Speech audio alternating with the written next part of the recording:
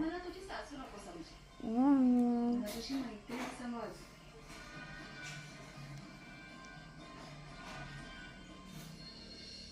तुला आता या घरात जो काही मान मिळतोय, घराची मालकीण म्हणून जे काही निर्वाळ. मामी हे घ्या.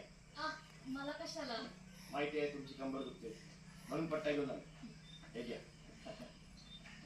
हो बस.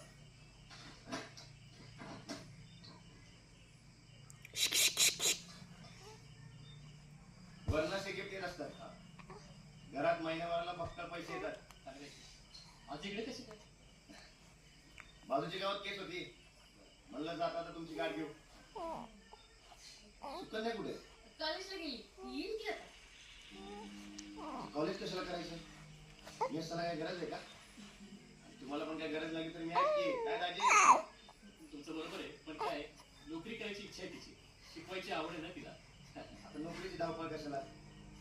मस्त पुण्यात राहायचं. एमपीएससीच्या अभ्यासासाठी मी पुण्यात होतो. 10 जण इकडे राहतो आम्ही, मी एकटा पास झालो. बाकी सगळे अजून अभ्यास करतो. नाही म्हणजे तुम्ही पोलीस झालाय म्हणजे हुशार असणारच की. नाही आता काय बोलते? फक्त पोलीस नाही, पीएसआय झालो मी.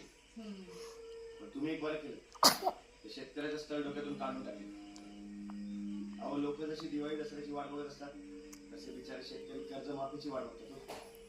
खरं आहे तुमचं. वय ते पण आहेच.